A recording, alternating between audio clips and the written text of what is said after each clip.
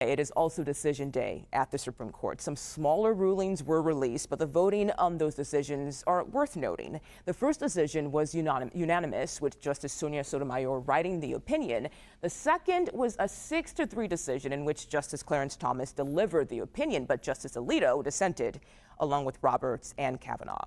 Now, President Trump posted on social media today ahead of those rulings. He said the Democratic justices stick together like glue and always vote as a group. He even accused Republican judges of not sticking together.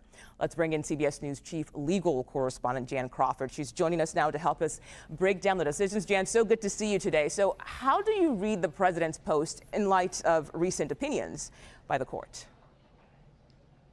Well, I mean, first of all, it's great to be here, and I'm glad we're talking about this because the voting at the court is not really what we have come to think about, right? I mean, people would be surprised to know that 40 to 50% of the cases that the Supreme Court decides every year are unanimous, and we got one of those today. That's the vast majority of the cases. And then we have this 6-3 court, right, where you've got the 6 conservatives and the 3 liberals. And so, again, you know, we kind of tend to think like, oh, the court is so sharply divided 6-3. Well, last term, that breakdown, 6 conservatives and 6 liberals, we only saw that in 9% of the cases. Wow. So it doesn't really happen that often. Today we had a weird 6-3 decision, like you said, that like had Thomas over here and Alito over here.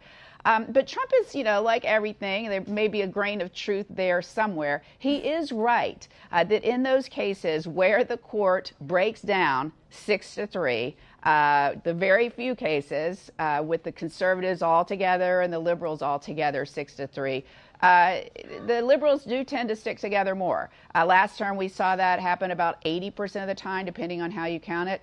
For conservatives, the liberals, it was 90 to 95% of the time. So not a huge difference. It's still pretty committed togetherness there, but it does break down in those blocks. So, you know, I think the takeaway here is that this is a court that more often than not is unanimous, and these breakdowns aren't always what we expect. We come to think of the court as being so divided like our country is, and certainly it is on some of the bigger cases. And that's why I think people think that it's often 6-3 all the time, because sometimes in those big cases that we watch, that's the breakdown that we get, Mugo.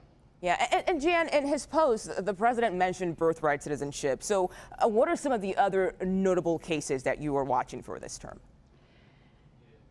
Well, that's one of the big ones, right, that we watch, his efforts to kind of redefine what it means to be a citizen in this country, that if you're born here, you're a U.S. citizen. But, you know, that's a case that, is that going to be 6-3? No, I do not think we're going to see that 6-3. Trump's going to lose that case more than that. I mean, it could be 7-2, it could be 8-1, who knows?